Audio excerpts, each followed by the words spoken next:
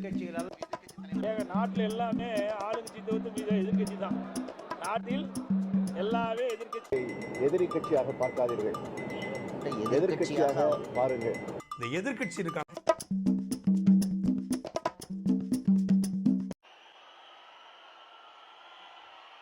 வெற்றி வணக்கம். வெற்றி வணக்கம். அஸ்ஸலாமு அலைக்கும். Praise the Lord. இதை மூன்றையும் சேர்த்து ஒரே வரியில் சொல்வதென்றால், பிறப்புக்கும் எல்லா உயிர்க்கும். உங்கள் அத்தனை பேருக்கும் வணக்கம் சொல்லி, மதில்கள் நிறைந்த மாநகரம், கோட்டை இருக்கிற வேலூர், வேலூர் மண்ணுக்கும் மக்களுக்கும் வணக்கத்தை சொல்லி, பழங்கால கோட்டை வேலூரை பார்ப்பதற்காக வருங்கால சென்ட் ஜார்ஜ் கோட்டையே வந்திருக்கிறார். தலைவர் தயார், நீங்களும் தயார். ஆரம்பிக்கலாமா? வரவேற்புரை வழங்குவதற்காக வேலூர் கழக மாவட்ட செயலாளர் அண்ணன் ஆர் வேல்முருகன் அவர்களை வருக வருக என வரவேற்கிறேன். இந்த நொடிக்காக தான் காத்திருக்கிறோம் நாங்கள். தர்மத்தாயின் தவ புதல்வரே, தமிழக வெற்றி கழகத்தின் தலைவா, தலைவா வா, தலைமை ஏற்க வா, தலைமை உரைத்தா. தமிழக வெற்றி கழகத்தின் தலைவர் வேலூரில் இதோ உங்கள் முன்னால்.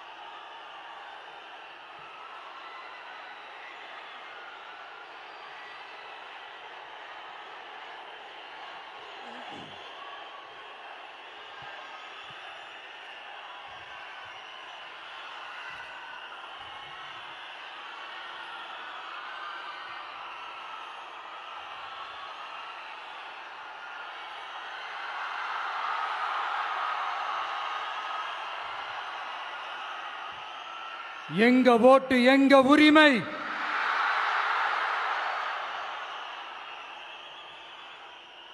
எங்களை யாரும் விலைக்கு வாங்க முடியாது.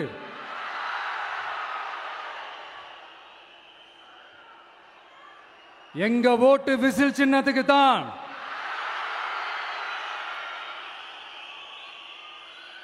யாரையும் நம்பி ஏமாற மாட்டோம். எங்க வார்த்தையிலிருந்து மாற மாட்டோம். இது நிஜம். தேங்க்யூ.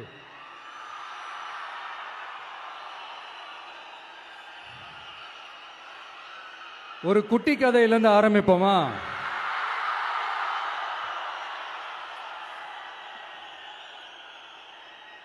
ஒரு பெரிய ஊரு, ஒரு 4 ரோடு ஜாயிண்ட் ஆகிற மாதிரி ஒரு ஜங்ஷன், ஒரு பிஸியான ஏரியா, ஆள் நடமாட்டம் அதிகமாக இருக்கக்கூடிய ஒரு ஏரியா. அங்கே சென்டரில் ஒரு முரட்டு ஜல்லிக்கட்டு காலை ஒன்று நின்றுட்டு இருக்குது. காலில் மண்ணை வீசிக்கிட்டு சீறிக்கிட்டு அப்படியே நின்றுட்டு இருக்குது. யாருமே பக்கத்தில் போக முடியல. அந்த இடம் ஒரு கேஷுவலாக மாறணும் அப்படின்னா அந்த காளையை அடக்கி அமைதி ஆக்கினா தான் மறுபடியும் ஒரு பேக் டு நார்மல் சிச்சுவேஷனுக்கு அந்த இடம் மாறும். அந்த ஊர்ல இருக்கிற ஒரு சில பேருக்கு மட்டும்தான் அந்த காளை அடங்கும். அவங்க யாருமே அங்கே இல்லை. ஆனா அந்த கிரவுட்ல இருந்த ஒரு சில பேர், ஆல்ரெடி அந்த காளையை அடக்கணவங்களோட இருந்த ஒரு சில பேர், எங்களுக்கு இல்லாத அனுபவமா? நாங்க பார்க்காத காளையா? நாங்க பார்க்காத மாடா? நாங்க போய் அடக்குறோம்னு சொல்லிட்டு உள்ள போறாங்க. ஒருத்தராலையும் அந்த காளையை தொடக்கூட முடியல.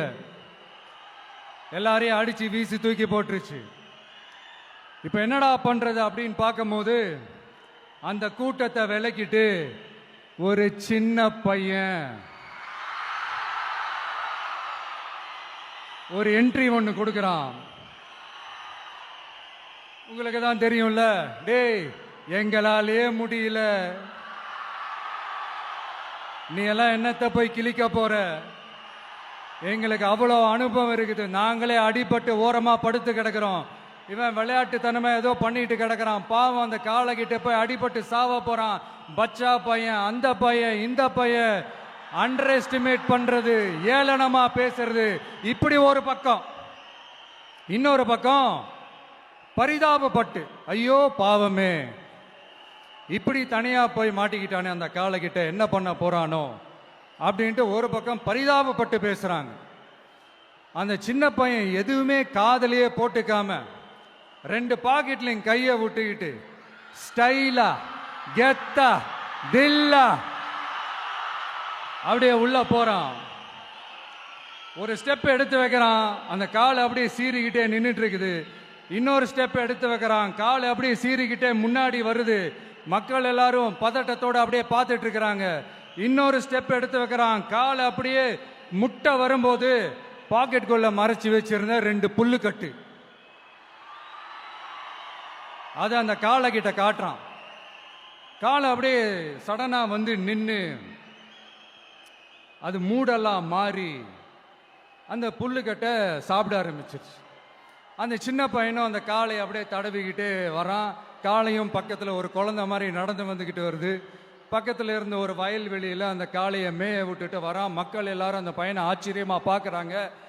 அந்த அடிபட்டு கிடந்த அந்த அனுபவசாலிங்க தலையை தொங்க போட்டு நின்றுட்டு இருக்கிறாங்க. ஏன்னா பேசின பேச்சு அப்படி. வாய் இருக்குன்றதுக்காக நக்கலுமா நையாண்டியுமா நச நச நச நசன் ஒரே பேச்சு. என்ன பண்றது, தலையை குனிஞ்சு அப்படியே நின்றுட்டு இருக்கிறாங்க. அங்க ஒரு பெரியவர் வர்றார். வந்து அந்த பையன்கிட்ட கேட்கிறாரு, எப்படிப்பா இப்படி ஒரு முரட்டு காலை சீறிட்டு நின்றுட்டு இருந்தது, எப்படி அந்த காலை அடக்கின அப்படின்னு கேட்டதுக்கு அந்த பையன் சொல்றான், ஐயா எனக்கு அந்த காளையை பார்த்தா கோபமா இருந்த மாதிரிலாம் எனக்கு தெரியல, அந்த காலை பசியோடு இருந்த மாதிரி இருந்தது. அதனால தான் அந்த புல்லுக்கட்டை காமிச்சவொடனே ஓகே நமக்கு தேவையானது கிடைச்சிருச்சு அப்படின்னோடனே அந்த புல்லுக்கட்டை சாப்பிட்டுட்டு நம்மளோட அப்படியே ஜாலியாக வாக்கிங் வந்துருச்சு அப்படின்னு சொன்னான். இதை கேட்ட அந்த பெரியவர் சொன்னாராம், இந்த சின்னவங்க பெரியவங்க அனுபவம் இருக்கிறவங்க அனுபவம் இல்லாதவங்க இதெல்லாம் விஷயமே கிடையாது. யாரா இருந்தாலும் அந்த சூழலுக்கு ஏற்ற மாதிரி அந்த சிச்சுவேஷனுக்கு தகுந்த மாதிரி என்ன பண்ணி அந்த ப்ராப்ளமை சால்வ் பண்றான், ஏது பண்ணி அந்த ப்ராப்ளமை சால்வ் பண்றான், அதுதான் விஷயமே, அதுதான் மேட்ரு. ஸோ நீ சூப்பர்ப்பா, என்ன ப்ராப்ளம் வந்தாலும் நீ சால்வ் பண்ணிடுவ அப்படின்னு முதுகில் தட்டி கொடுத்துட்டு அந்த பெரியவர் போறார். இப்போ அந்த கதையில் அந்த முரட்டு ஜல்லிக்கட்டு காலை தான் நம்ம தமிழ்நாட்டு அரசியல் களம். அந்த பெரியவர் தான் நம்ம தமிழக மக்கள். அந்த பாக்கெட்டுக்குள்ள ஸ்டைலா தில்லா கெத்தா ஒருத்தன் உள்ள வந்தான் பாருங்க, அவன்தான்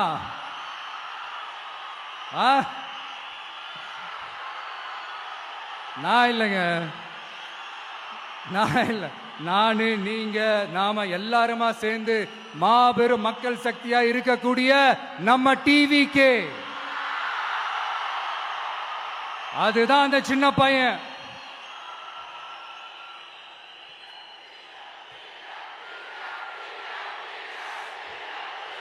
தேங்க்யூ தேங்க்யூ தேங்க்யூ.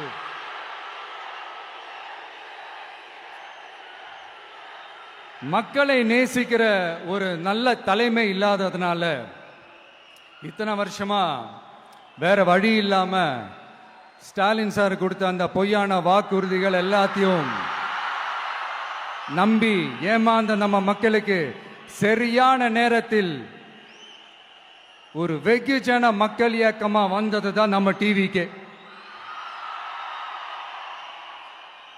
அந்த முரட்டு ஜல்லிக்கட்டு கால கதை ஏன் சொன்னோம், எதுக்கு சொன்னோம், யார் யாருக்கெல்லாம் சொன்னோங்கிறது புரிய வேண்டியவங்களுக்கு புரியும்னு நினைக்கிறேன்.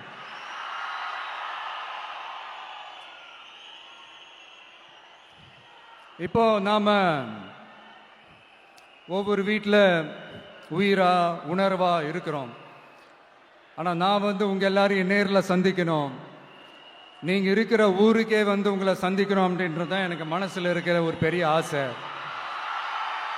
ஆனா அந்த சிச்சுவேஷன் ஒரு எதிர்கட்சியா இருந்து கேள்வி கேட்டுட்டு இருக்கிற இந்த நேரத்தில் நமக்கு எதிராக என்ன சூழ்ச்சிகள்லாம் நடக்குதுன்றது உங்க எல்லாருக்குமே நல்லா தெரியும். அதனால இப்போ உங்களுக்கு ஒரு வாக்குறுதியை கொடுக்கிறேன். நம்மளுடைய ஆட்சி அமைஞ்சதும் ஒவ்வொரு கிராமத்துக்கும் நான் நேரடியா வந்து என்னுடைய சொந்தங்களாகிய உங்க எல்லாரையும் நான் சந்திக்கிறேன்.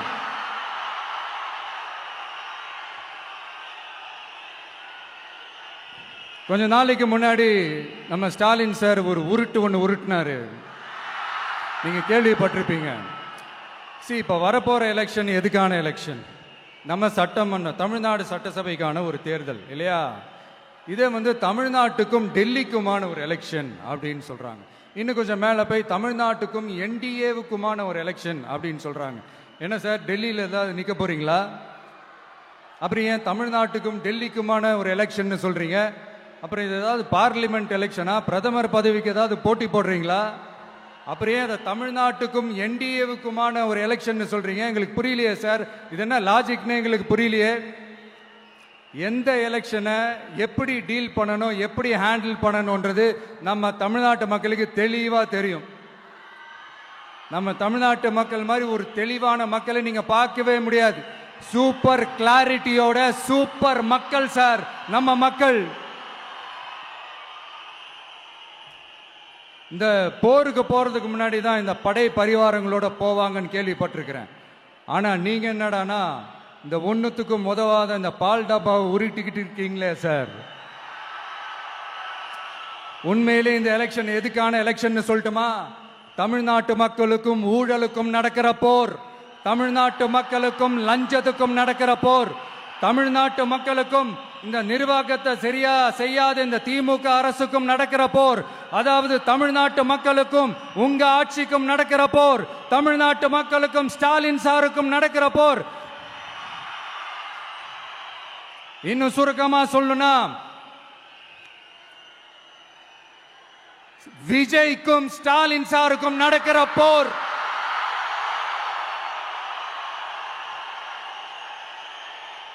இதுக்கு நடுவுல இந்த என்டிஏ டெல்லி இதெல்லாம் என்ன லாஜிக்னே புரிய மாட்டேங்குது சார்.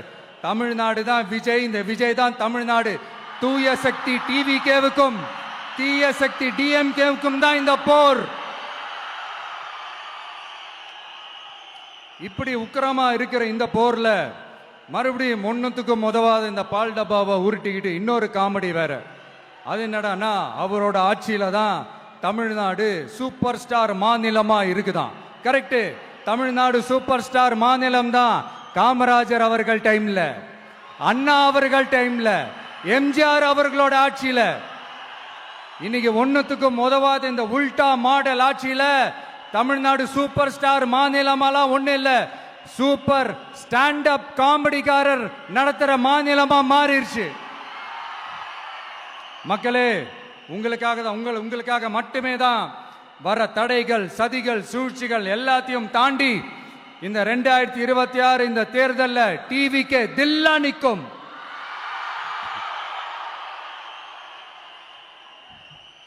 இதுவரைக்கும் நடந்த எலெக்ஷன் வேற, இப்ப நடக்க போற எலெக்ஷன் வேற. ஒவ்வொரு 5 இயர்ஸுக்கும் நடக்கிற எலெக்ஷன் மாதிரி இதை நினைச்சிடாதீங்க. 50 வருஷத்துக்கு ஒரு வாட்டி நடக்க போற ஒரு எலெக்ஷன் மாதிரி இது. அதிசய எலெக்ஷன். ஒரு எலெக்ஷன்ல அவங்களோட எதிரிகளை தான் எதிர்ப்பாங்க, அப்படிதான் எதிர்ப்பாங்க, அதுதான் யதார்த்தமும் கூட. ஆனா இந்த எலெக்ஷன்ல தான் ஒட்டுமொத்தமா எல்லாருமா சேர்ந்து ஒருத்தனை எதிர்க்கிறாங்க. ஒட்டுமொத்தமா எல்லாருமா சேர்ந்து இந்த விஜயை எதிர்க்கிறாங்க. ஏன்னா இந்த விஜய் ஊழலை எதிர்க்கிறான், லஞ்சத்தை எதிர்க்கிறான், மக்களோட மக்களா நிக்கிறான். அந்த மக்கள் அவன் கூட நிக்கிறாங்க. அந்த காண்டு எப்படி அந்த காண்டு தான் ஒட்டுமொத்தமா எல்லாருமா சேர்ந்து ஒருத்தனை எதிர்க்க காரணம். நீங்க எப்படி வேணா எதிர்த்துக்கங்க, ஆனா போட்டி ரெண்டு பேருக்கு நடுவில் உள்ளதான் ஒண்ணு. இன்னொன்னு, இந்த எலெக்ஷன் டேல மேக்சிமம் என்ன பண்ணுவீங்க? போவீங்க, ஓட்டு போடுவீங்க, வருவீங்க, அவ்வளவுதான் உங்களுடைய பார்ட்டிசிபேஷன். ஆனா இந்த எலெக்ஷன்ல நீங்க பங்கெடுத்துக்க போறீங்க. எஸ், உங்க வீட்டில் இருக்கிற ஒரு விஜய் தான், உங்க வீட்டில் இருக்கிற ஒரு விஜய் தான் வேட்பாளரா நிக்க போறாங்க. உங்க வீட்டில் நிக்கிற ஒரு வேட்பாளர்னா அப்போ உங்க வீட்டில் இருக்கிற மத்தவங்க எல்லாருமே வாக்காளர்கள் தானே. உங்க அம்மா, உங்க அப்பா, உங்க அண்ணன், உங்க தம்பி, உங்க சொந்தம் டிவிக்கே வேட்பாளர் அப்படின்னா அப்போ உங்க ஓட்டு விசில் சின்னத்துக்கு தான் எல்லாருக்குமே தெரியும்.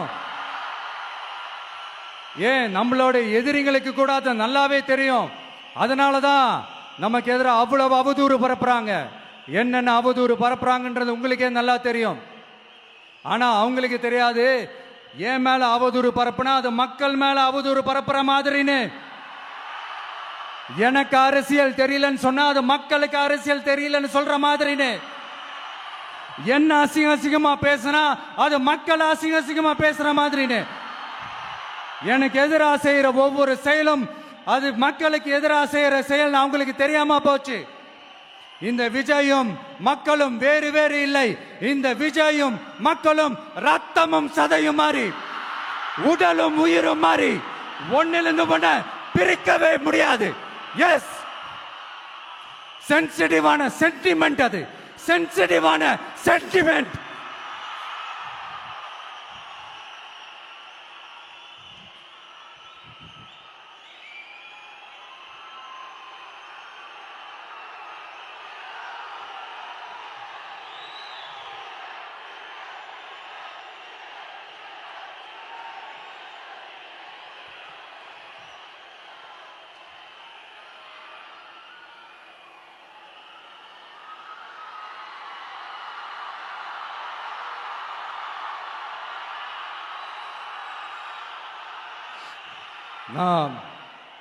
சாரி, இதை யாரும் அசைக்க முடியாது. மக்களை நேசிக்கிற விஜய் வேணுமா, மக்கள் விரோத ஆட்சி நடத்துற ஸ்டாலின் சார் வேணுமா? இந்த விஜய் நம்புறீங்களா, ஸ்டாலின் சார் நம்புறீங்களா? Proof, this is the proof.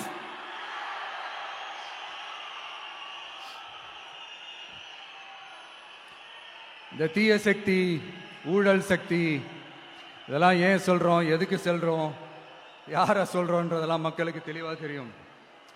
அதே மாதிரி டிவி கேவுக்கு போட்டி டிஎம்கே தான்றதும் மக்களுக்கு தெளிவாக தெரியும். அப்படி இருக்கும்போது நாம் ஏதாவது பேசினா வாண்டடா சில பேர் வந்து வண்டியில் ஏறி உட்காந்துக்கிறாங்க. ஆமா, வாண்டடா சில பேர் வண்டியில் ஏறி உட்கார்ந்துக்கிட்டு குரல் கொடுக்குறாங்க. சீரியஸாக ஒரு போட்டி நடந்துகிட்டு இருக்கும் போது இங்கே காமெடிக்கெல்லாம் இடம் இல்லை பாஸ். இதெல்லாம் மக்களுக்கு தெளிவாக தெரியும். இந்த நேரத்தில் ஒரு சீரியஸ் கேள்வியை இன்னைக்கு இருக்கிற மிகப்பெரிய அரசியல்வாதிங்க கிட்ட கேட்கணும்னு நான் நினைக்கிறேன். நீங்க அரசியலுக்கு வர்றதுக்கு முன்னாடி உங்ககிட்ட இருந்த சொத்து எவ்வளோ? அரசியலுக்கு வந்ததுக்கு அப்புறம் இன்னைக்கு உங்ககிட்ட இருக்கிற சொத்து எவ்வளோ? அதை ஓபனா டிக்ளேர் பண்ண முடியுமா? அப்படி வந்த காசெல்லாம் என்னென்ன தொழில் செஞ்சு வந்துச்சு, என்ன வேலை செஞ்சு வந்துச்சு, உண்மையிலே நீங்க உழைச்சி சம்பாதிச்ச காசா, இல்ல ஆட்சி அதிகாரத்துக்கு வந்ததுக்கு அப்புறம் ஆட்டைய போட்ட காசா? இதெல்லாம் ஓபனா டிக்ளேர் பண்ண முடியுமா? இதெல்லாம் நம்ம கேட்டா எல்லா ஊழல்வாதிகளும் ஒன்னா சேர்ந்து நம்ம மேல சேத்தவாரி வீசுவாங்க. அதை பத்தியெல்லாம் நமக்கு கவலை இல்லை. ஏன்னா நாம யாருன்னு மக்களுக்கு நல்லாவே தெரியும். எனக்கு ஒரு புது ஃப்ரெண்ட், புது நண்பர் ஒருத்தர் கிடைச்சிருக்காரு. யார் தெரியுமா? தெரியாதா? முதல்வர் அவர்கள் தான். இப்போ ஒரு நிருபர் ஒருத்தர் கேட்ட கேள்விக்கு எனக்கு எதிரிகள்லாம் யாரும் இல்லை, அவங்க எல்லாருமே எனக்கு நண்பர்கள் தான் அப்படின்னு சொன்னாங்களே. அப்படி நாங்கெல்லாம் உங்களுக்கு நண்பர்கள்னா அப்புறம் ஏன் சார் கரூர் விஷயத்துல ஏன் மேல பழி தூக்கி போட்டீங்க?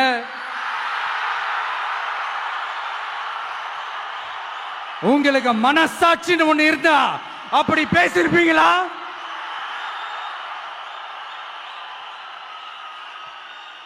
அப்படி நாங்களாம் உங்களுக்கு நண்பர்கள்னா ஒரு ஈவெண்ட், ஒரு ஃபங்க்ஷன் நடத்துறதுக்கு ஒரு இடமோ ஒரு பர்மிஷனோ ஏன் கொடுக்க மாட்டேன்றீங்க?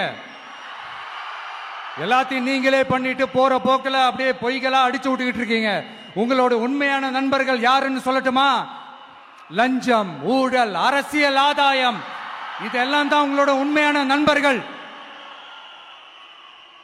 பர்சனலா நீங்க எப்படி வேணா இருந்துக்கங்க சார், நமக்கு அதை பத்தி கவலை இல்லை, நமக்கு அது அவசியமும் இல்லை. ஆனா உங்க ஆட்சி தான் தப்பான ஆட்சி, தமிழ்நாட்டுக்கு தேவையில்லாத ஆட்சி. கொஞ்ச நாளைக்கு முன்னாடி கற்பனையா ஒரு விஷயம் ஒன்று சொன்னேன். இந்த முதல்வர் கூட விசில் சின்னத்துக்கு தான் வாக்களிப்பாரு அப்படின்ட்டு கற்பனையா ஒன்று சொன்னேன். ஆனா இன்னைக்கு நிஜமாவே நமக்கு ஆதரவா ஒரு கோஷத்தை எழுப்பியிருக்கிறாங்க. அது என்ன தெரியுமா? எங்க வாக்கு சாவடி வெற்றி வாக்கு சாவடியா. அதுக்கு அர்த்தம் என்ன தெரியுமா? எங்க வாக்கு சாவடி விஜய் வாக்கு சாவடின்னு அர்த்தம்.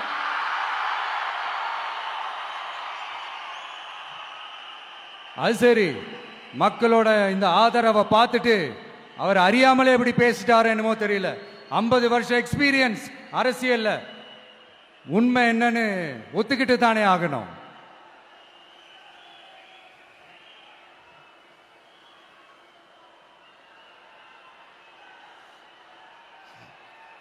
ஜனநாயகம்ங்கிறது பெரும்பான்மை ஆட்சி அதிகாரம் சார்ந்தது மட்டும் இல்ல, சிறுபான்மை மக்களின் உரிமைகள் உணர்வுகளும் புனிதம்னு நினைச்சு அதையெல்லாம் காப்பதற்கு பெயர் தான் ஜனநாயகம்னு 1963 அறிஞர் அண்ணா பார்லிமெண்ட்ல பேசினதை நாம இங்க சொல்றது ரொம்ப பொருத்தமா இருக்கும். அறிஞர் அண்ணா சொன்னது தான் டிவிகேவோட நிலைப்பாடும். இந்த ஸ்டாண்ட்ல நாம 100% உறுதியா இருப்போம். யாருக்காகவும் எதுக்காகவும் இதுல சமரசமே கிடையாது. மதச்சார்பற்ற சமூக நீதி தன்மை தான் நம்ம அடிப்படை கொள்கைகள் ஒன்று. அதில் எந்த மாற்றமும் எப்பவும் கிடையாது. ஆனா இதெல்லாம் மறந்துட்டு எப்படியாவது எதையாவது செஞ்சு ஓட்டு வாங்குறதுக்காகவே இங்க சில பேர் இருக்கிறாங்க. அவங்கள மாதிரி நமக்கு அப்படி சில பிரச்சனைகள்ல எரியற நெருப்புல எண்ணெய ஊத்துற எண்ணமே இல்லை.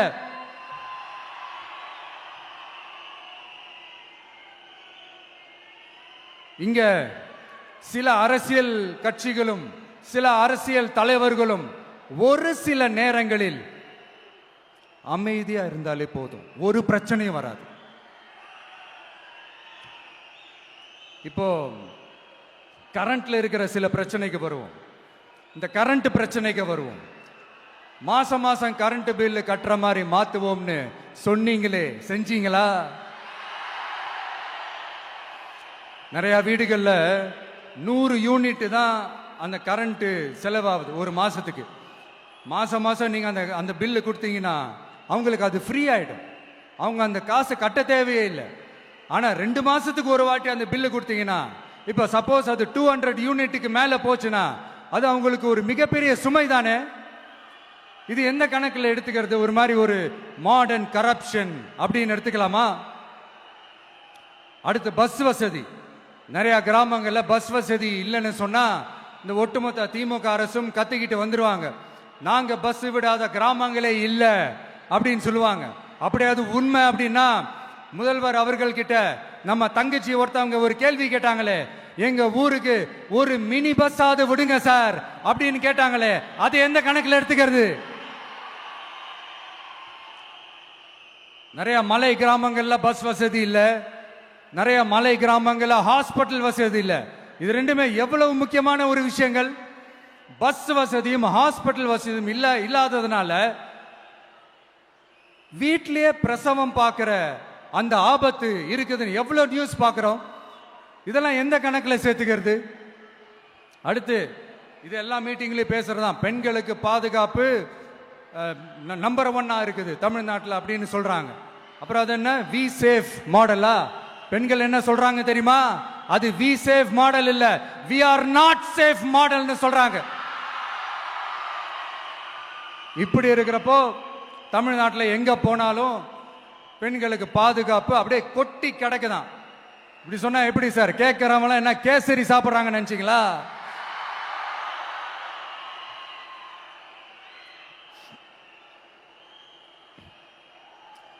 அடுத்து இந்த சட்டம் ஒழுங்கு, அது காணாம போய் ரொம்ப நாள் ஆச்சு.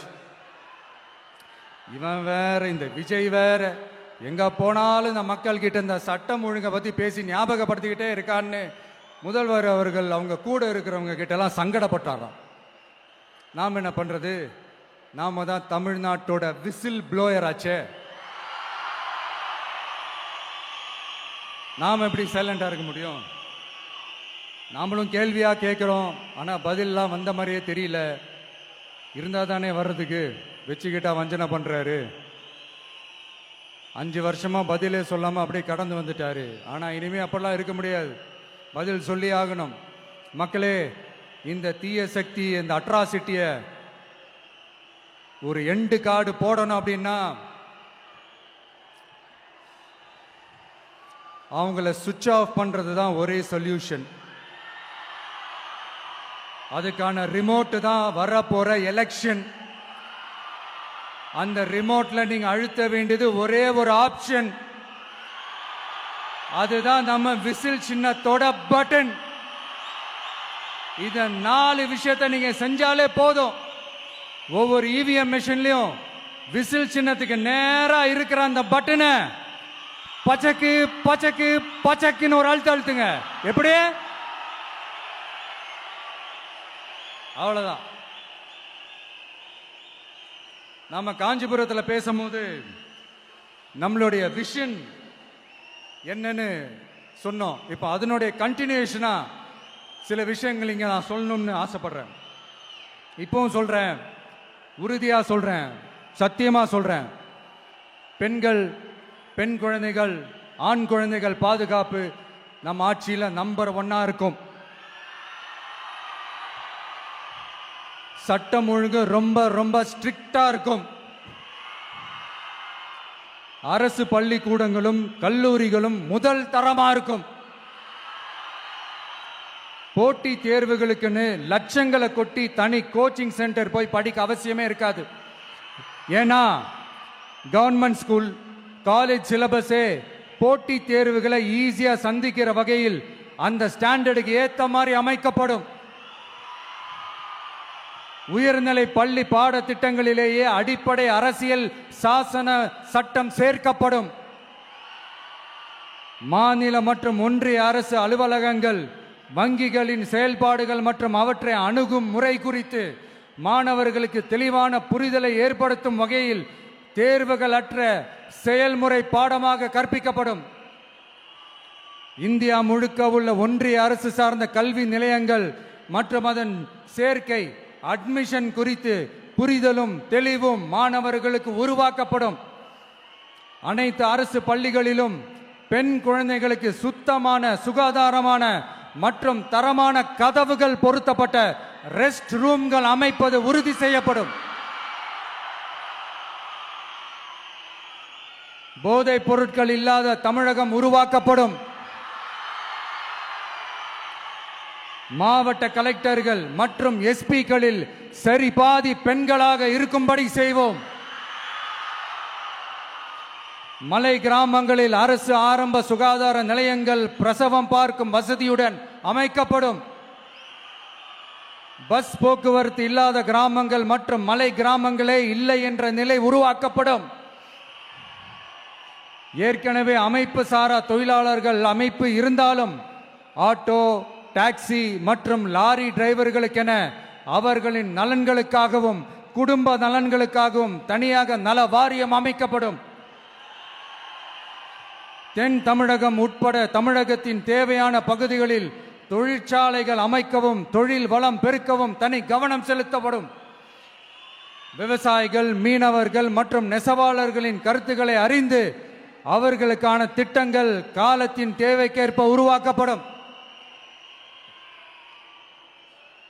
இப்போ நம்ம ஸ்டாலின் சார் அறிவாலயம் பக்கத்தில் யாரு நடந்து போனாலும், அறிவாலயம் பக்கத்தில் யாரு நிழலுக்கு ஒதுங்கினாலும் கூட்டணியில் சேர்த்துக்கிறாரு. அந்த வச்சிருக்கிற பணத்தில் ஒரு பங்கு ஒன்று கொடுத்து அதுக்கு பேர் கல்லாப்பெட்டி கூட்டணின்னு வச்சிருக்கிறேன். இந்த கல்லாப்பெட்டி கூட்டணியை ரொம்ப கஷ்டப்பட்டு சேர்த்திருக்கிறார். ஆனால் அவருக்கு நான் சொல்றேன், இந்த அறத பழைய கூட்டணி கணக்குகளோ இந்த கொள்ளையடிச்ச பணத்தையே வச்சு எங்க மக்களை ஏமாத்தி எல்லாம் ஜெயிக்க முடியாது. ஏன்னா இது மாபெரும் மக்கள் சக்தியான வித்தியாசமான விசில் புரட்சி எலெக்ஷன்.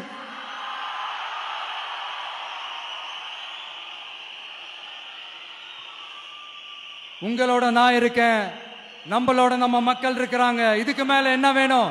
கான்பிடென்டா இருங்க, நல்லதே நடக்கும், வெற்றி நிச்சயம். மீண்டும் சந்திக்கும் வரை நன்றி, வணக்கம்.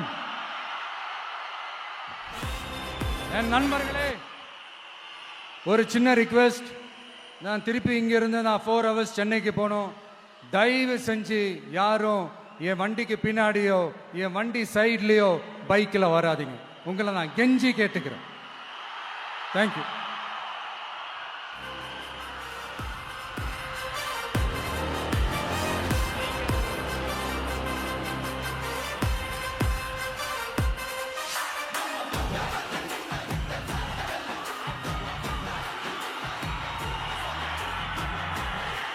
வெற்றி தலைவர் அவர்களுக்கு நன்றி.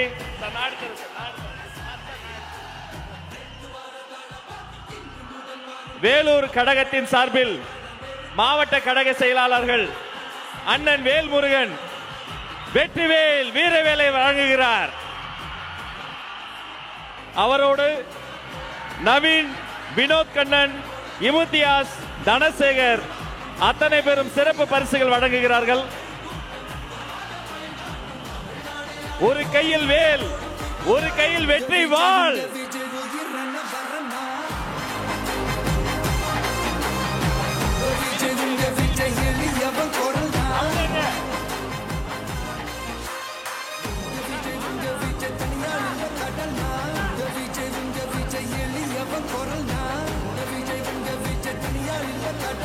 மக்கள் தானே மன்னர்களை உனக்கு காட்ட வரனா.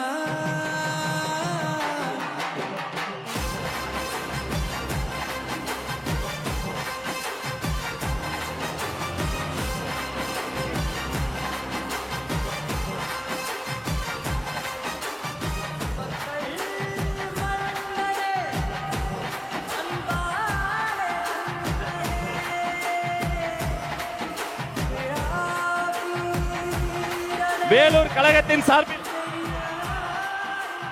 வெள்ளி யானை வழங்குகிறார்கள். இது வெள்ளி யானை மட்டுமல்ல, வேலூர் வழங்கிய வெற்றி யானை. அவர் கையில்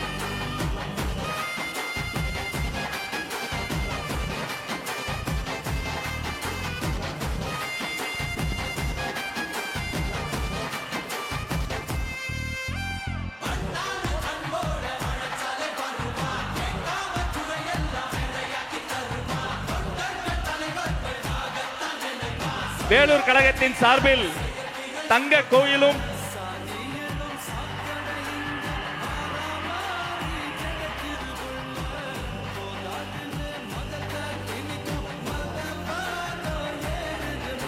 வெற்றி தலைவருக்கு செங்கோல் பரிசாக வழங்குகிறது வேலூர் மாவட்டம்.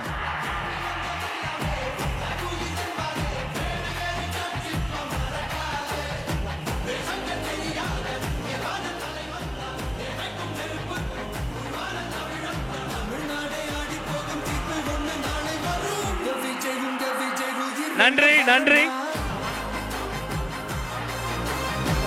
விஜய் உங்க விஜய் எளியவன் குரல்னா விஜய் உங்க விஜய் தனியா இல்ல கடல்னா விஜய் உங்க விஜய் எளியவன் குரல்னா விஜய் உங்க விஜய் தனியா இல்ல கடல்னா மக்கள் தானே மன்னர்களை உனக்கு காட்ட வரனா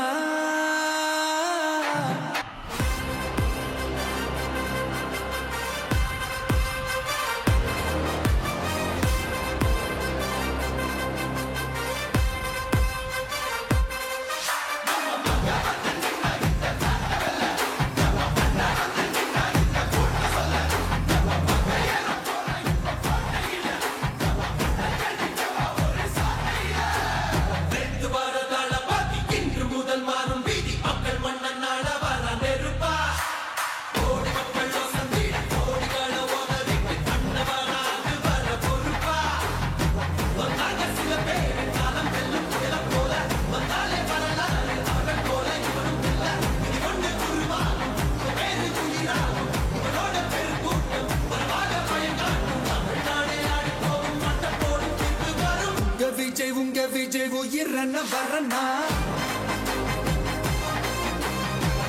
விஜய் உங்க விஜய் எளியவன் குரல்னா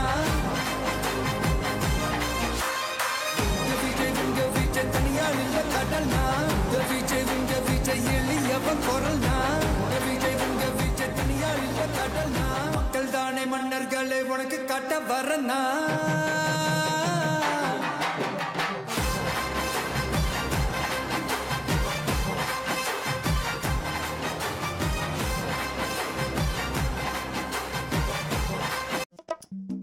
எதிர்க்கட்சிகளால் ஏங்க நாட்டில் எல்லாமே ஆளுங்கட்சி தவிர்த்து எதிர்கட்சி தான். நாட்டில் எல்லாமே எதிர்கட்சி. எதிரி கட்சியாக பார்க்காதீர்கள், எதிர்க்கட்சியாக பாருங்கள். இந்த எதிர்க்கட்சி இருக்காங்க